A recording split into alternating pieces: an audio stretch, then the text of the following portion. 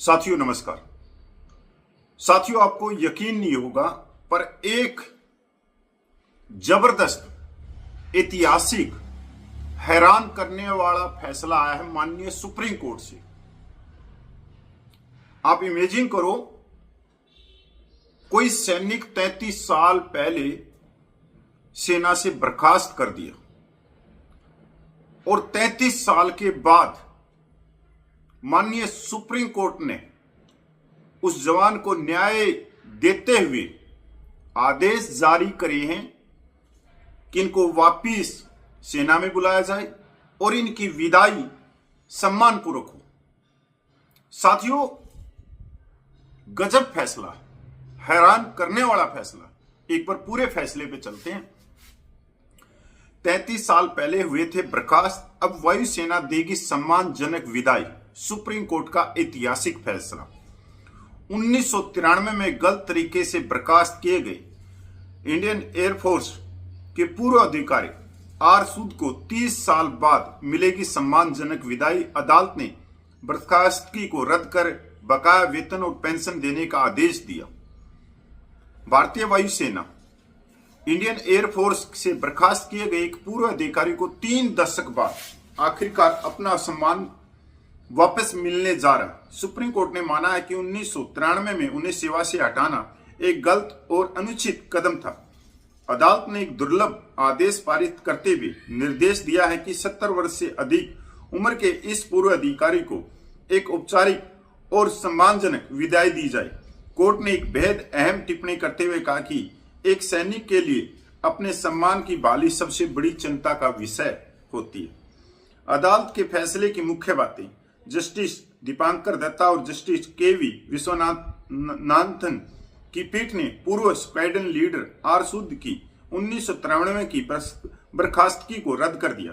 Court ने स्पष्ट किया कि वायुसेना द्वारा लिया गया यह निर्णय कानूनी रूप से अस्थिर और दोषपूर्ण था। अदालत द्वारा आर सूद को दिए गए मुख्य लाभ इस प्रकार है। औपचारिक विदाई। वायुसेना प्रमुख द्वारा तय की गई तारीख पर उन्हें सेना के नियमों के तहत उसी तरह विदाई दी जाएगी जिसके वे अपनी सेवा पूरी करने के बाद हकदार होते हैं। आर्थिक लाभ और पदोन्नति। उन्हें 50% पिछला वेतन, अनुमानित पदोन्नति और पेंशन के सभी लाभ दिए जाएंगे।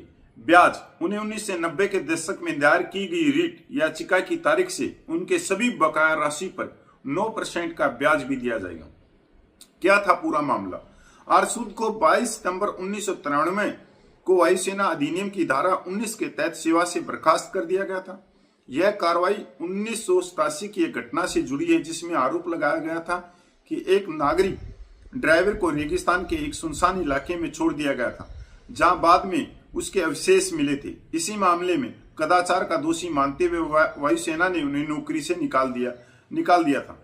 सुप्रीम कोर्ट ने वायुसेना की कार्रवाई को गलत क्यों माना? सुप्रीम कोर्ट ने इस मामले की जांच के दौरान वायुसेना की अनुशासनात्मक कार्रवाई में कई गंभीर खामियां पाई। आपराधिक अदालत से पहले भी मिल चुकी थी क्लीन चिट। सबसे अहम बात यह है कि सबूतों के अभाव में एक आपराधिक अदालत ने आर सूद को पहले ही आरोप मुक्त कर दिया था। सुप्रीम कोर्ट ने कहा कि डिस्चार्ज होने का मतलब एक मुकदमा चलाने के लिए पर्याप्त सबूत ही मौजूद नहीं थे। ऐसे में उन्हीं तथ्यों के आधार पर विभाग द्वारा दंडात्मक प्रशासनिक कार्रवाई करना पूरी तरह से गलत था। जब छोटी अदालत ने उनको दोष मुक्त कर दिया था, उसके बाद में भी वायुसेना ने अपने कानून के तहत उनको बर्खास्त किया। समानता के सिद्धांत का खुला उल्लंघन। कोर्ट ने अधिकारी को दी गई सजा में भारी भेदभाव पर कड़ी आपत्ति जताई। आर सूद के कमांडिंग ऑफिसर जिन्होंने वास्तव में निर्देश जारी किए थे, उन्हें गहरी नाराजगी जैसी मामूली सजा देकर छोड़ दिया गया। दूसरी ओर उनके आदेश का पालन करने वाले आर सूद को बर्खास्तगी जैसी कठोर सजा दी गई। वरिष्ठ के आदेश का पालन करने पर कड़ी सजा नहीं। कोर्ट ने स्पष्ट किया कि अधीनस्थ अधिकारी को अपने वरिष्ठ अधिकारी के गलत आदेश का पालन करने के लिए बलि का बकरा नहीं बनाया जा सकता। सजा के मामले में दोनों के साथ समान व्यवहार होना चाहिए। प्रत्यात्मक न्याय और सम्मान की वापसी। चूंकि आर सूद अब रिटायरमेंट की उम्र को पार कर चुके हैं, इसलिए उन्हें आधिकारिक तौर पर सेवा में वापस नहीं लिया जा सकता। लेकिन कोर्ट ने आदेश दिया कि उन्हें वे सभी लाभ मिलने चाहिए मानो उन्हें कभी बर्खास्त ही नहीं किया गया हो।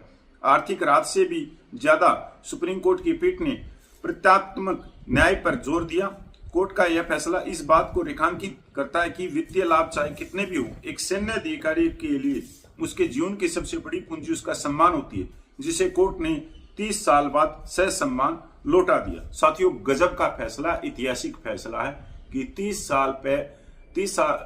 साल के बाद में एक सेना के जवान को वापिस सेना बुलाएगी और सम्मानपूर्वक विदाई देगी। साथियों, नमस्कार।